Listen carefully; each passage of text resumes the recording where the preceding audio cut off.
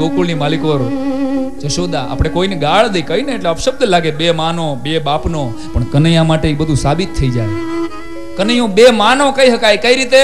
તો કઈ દેવકીનો દીકરો કહેવાય અને જશોદાનો નંદને કહેવાય. હે, બે બાપનો કેવી રીતે? વાસુદેવનો દીકરો કહેવાય અને નંદબાવાનો દીકરો કહેવાય. બે માનો, બે બાપનો અને બે નેહનો કેતા કનૈયો ગોકુળનો કહેવાય અને કનૈયો મથુરાનો કહેવાય.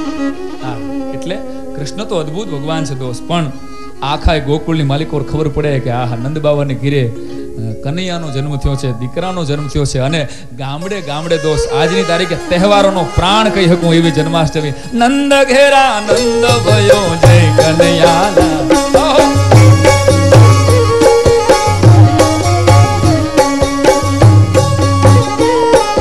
નંદ ઘેરા નંદ ભયો જય કનૈયાલાલ કી. તાલીનો તાલ આપો મને. ક્યાં વાત? એ કઈ ગામડું એવું નહીં હોય કે જ્યાં જન્માષ્ટમી ઉજવાતી ન હોય. તો હાથી દિયા ઘોડા દિયા ઓર દિયા પાલકી, હાથી દિયા ઘોડા દિયા ઓર દિયા પાલકી, અરે નંદ ઘેરા નંદ ભયો જય કનૈયાલાલ.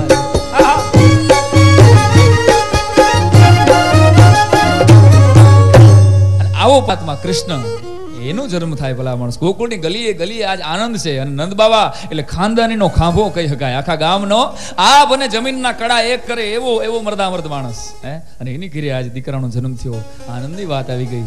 અને પછી કનૈયાની બાળ લીલા શરૂ થાય. હે, કનૈયાની બાળ લીલા, કનૈયો માખણ ચોરવા માંડે. માખણ બહુ ભાવે કનૈયાને. અને ગોપીઓ પાસે ફરિયાદો આવવા માંડે. ગોપીઓ જશોદાને જઈને ફરિયાદ કરે કે તમારો કનૈયો છે અમારું માખણ ખાઈ જાય છે. એટલે જશોદાજી બહુ આપણા લોકગીતો આ સાક્ષી પૂરે છે ભરતભાઈ, એની વાત કરું. હે, કે આપણા લોકગીતો એમ કહેતા હોય. જશોદાજી એમ કહે કે નહીં માનું રે, નહીં માનું રે મૈયારણ તારું, નહીં માનું નટવર છે હવ નાનો રે મૈયારણ તારું, નહીં માનું.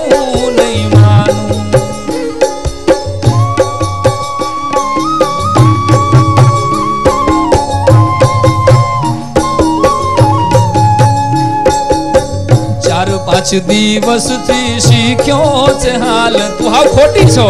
હે, જશોદાજી પોતાના દીકરાને બચાવે છે. ચાર પાંચ દિવસ થી શીખ્યો છે હાલ, એ હું જાણે ચોરવાનું રે મૈયારણ તારું, નહીં માનું નહીં માનું રે મૈયારણ તારું, નહીં માનું. પણ ગામડા ગામમાં કોઈ નાનકડી ભિખારણ બાઈ હોય, જોજો કૃષ્ણ છે ને બાળપણ કનૈયા જેવું હોવું જોઈએ. અમારા લોક સાહિત્યમાં તમે કહીએ કાયમ બાળપણ કનૈયા જેવું. ગામડાની બાઈ હોય તો ભિખારણ બાઈ હોય, ગરીબ બાઈ હોય તો એમ કહેશે કે મારો દીકરો લાલા જેવો છે. નાનું બાળક હોય ને તો જ લાલા જેવું કહેવાય. મોટા 60 વર્ષના દાદા ન કહે તમારા બાપુજી લાલા જેવા છે, હોય તોય ન કહેવાય. ઉપાડી લેજો, અડધું કહીશ અડધું છોડી દઈશ. હા, નાનો છોકરો હોય તો કહેવાય કે તમારા બાબુ લાલા જેવો છે, કનૈયા જેવો છે. 60 વર્ષના બાપાને કહેવાય તમારા બાપુજી લાલા જેવા છે. હા હા, સોરે બેઠા બેઠા કહેતા હોય કે આ જીવલાના ઘરના નીકળ્યા લાગે. હવે તો સાનો મહેર, હવે તો મહેર, આમાં જ મોતિયો આવ્યો તને. પ્રદીપભાઈ, હા હા, અમુક બાબા તો ખરાબ ફાઇટ હોય જોઈ લે. અને અટાણે આજે શ્રાવણ મહિનો હાલ્યો જાય છે, પુરુષોત્તમ મહિનો આવ્યો. આ એક્સટેન્શન અને ભાઈ ભક્તિ સમરા કાઢી જાય. માફ કરજો, હું એક વાત કહું, આપણી ભક્તિ છે ને સિઝનેબલ થઈ ગઈ છે. શ્રાવણ મહિનો આવે એટલે ભોળાનાથને ફીણ લાવી દે, પીઓ પીઓ મહાદેવ. મને તો હમણાં કાલ ભોળાનાથનો ફોન આવ્યો, મને કે તું રહેવા દેજો આવવાનું. મને કે આટલા બધા આવે એટલે આપણે ભગવાનની વાહે પડી જાય છે. આખા વર્ષમાં પછી યાદ નથી કરતા. એમ એક મહિનામાં એમાં પુરુષોત્તમ મહિનો આવ્યો અને આ હા ડોહિયું જે અમુક મેં તો જોઈ છે મારી શેરીમાં 2-4-5 ડોહીમાં ગાતા હોય, કીર્તન ગાય, ખબર છે ને, કાંગસિયા વગાડે, હાથમાં કાંગસિયા લે અને 5 હાથ મંડળી હોય. પછી એ 5 હાથ ડોહીમાં હોય, એમાં એક મેઇન સિંગર હોય, એમાં પછી એવું હોય, બીજા બધા એના સાજિંદા વાદ્ય વૃંદ હોય. અને એ ભેગા ભેગા ગાતા હોય. એ ભાઈ કોઈનું નથી, કોઈનું નથી રે, કોઈનું નથી, કોઈનું નથી રે, કોઈનું નથી, કર્યા પછી કોઈ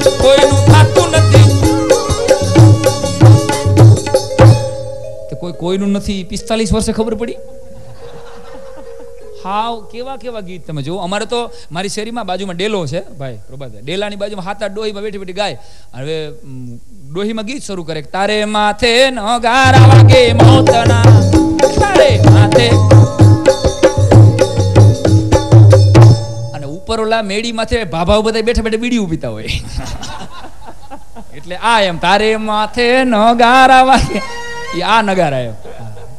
એકાદ ભાભો તો હેઠો આવે ઢપ કરતો આવે. ગીત તો જોવા, માં તાજા સોદા કનૈયાને વારો. હવે તારા છોકરાને વાર નકરો માણેક ચંદે ચડી ગયો છે. ડોહીમાં તમે જુઓ ને, આહા. એક બાબા તો બહુ જૂનું પ્રચલિત ગીત છે, કાનાને માખણ ભાવે રે, કાનાને મિશ્રી ભાવે રે, કાનાને માખણ ભાવે રે, કાનાને મિશ્રી ભાવે રે. બહુ અમારે એક દાદા બેઠા બેઠા ગાતા હતા, કાનાને માખણ ભાવે રે, કાનાને ખીચડી ભાવે. એ મેં કીધું ખીચડી નહીં, મને કે આપણે ખાધું હોય એવું જ ખવડાવાય. કાનાને માખણ ભાવે રે, કાનાને ખીચડી ભાવે. એટલે આ ખીચડી ક્યાં કનૈયાએ ખાધી હતી. આ પણ હવે આ હળવી વાત નીકળી છે. ગીતો કવિતાઓ આ બહુ અઘરી વાત છે. અને એમાં આકાશવાણીમાં આવે ને, જોજો એક નાનકડી આઈટમ કહું, હવે સેટાયર જોક નહીં, આપ ઉપાડી લ્યો છો એટલે બહુ સમજદાર ઓડિયન્સ મળ્યું છે. જોકે આવું અમે ગામે ગામ કહીએ છીએ, દરેક કેસેટમાં કહીએ છીએ. હા હા. પણ જન્માષ્ટમી નિમિત્તે એક નાનકડી આઈટમ પણ તમને કદાચ ગમશે, કે જન્માષ્ટમી નિમિત્તે આકાશવાણી ઉપરથી ગીતોનું એનાઉન્સમેન્ટ થાય છે. જન્માષ્ટમી ઉપર સ્પેશિયલ આખો દિવસ કૃષ્ણ ભક્તિના ગીતો સંભળાવવા મળશે. હવે એનાઉન્સર છે એ બિચારીને કાંઈ ખબર નથી, ગીતનું નામ બોલે છે અને વાહે એનો સમય બોલે. જો કોમેડી ક્યાં થાય છે. શરૂઆત થાય છે કૃષ્ણમાં. સવારે 6:04 થઈ છે. નમસ્કાર, આકાશવાણીનું આ રાજકોટ કેન્દ્ર છે. હવે જન્માષ્ટમી નિમિત્તે કાલે સવારથી મોડી રાત સુધી આપ કૃષ્ણ ભક્તિના પદો સાંભળી શકશો. જરા રૂપરેખા નોંધી લેશો. આખી રૂપરેખા આગલા દિવસે એની આપવામાં આવે છે. હવે ઓલી બિચારી છોકરી છે એને ખબર નથી આ ગીતોમાં ક્યાં ભગો થાય છે. એ બિચારી ગીતનું નામ બોલે છે અને સમય બોલે છે. સૌ પ્રથમ સાંભળીશું, ભોળી રે ભરવાડણ હરીને વેચવા ચાલી, સવારે 6:15. સમય આપે. ભોળી રે ભરવાડણ હરીને વેચવા ચાલી, સવારે 6:15. માથે મટુકડી મહીની મેલી, હું મૈયારણ ચાલી, સવારે 7:49. નંદકુંવર નાનો રે કાનો રમે છે મારી કેડમાં, બપોરે 11:15. ખમા મારા નંદજીના લાલ, મોરલી ક્યારે વગાડી, બપોરે 1:35. જળ કમળ છાંડી જાને વાલા, સ્વામી અમારો જાગશે, બપોરે 2:47. બપોરે જાગે. જળ કમળ છાંડી જાને વાલા, સ્વામી અમારો જાગશે, બપોરે 2:47. કોઈ કેજો કાનુડાને જઈ કે મોરલી વગાડે નહીં, બપોરે 3:42. હવે રણે તો નો જ વગાડાય ને, અટાણે કોઈ નો વગાડવા દઈએ, તેથી થોડું વગાડવા દે. કોઈ કેજો કાનુડાને જઈ કે મોરલી વગાડે નહીં, બપોરે 3:42. ઝૂલણ મોરલી ક્યારે વગાડી, સાંજે 5:45. જોજો આજે સાચું રે બોલો ને મારા શ્યામ, સાંજે 7:47. સાંજે જ બોલવાનું, દિવસે નહીં. સાચું રે બોલો ને મારા શ્યામ, સાંજે 7:47. અને રંગલો જામ્યો રે રાત્રે 8:15. અને પછી છેલ્લે આવે, તારા વિના શ્યામ મને એકલડું લાગે, રાત્રે 12:05.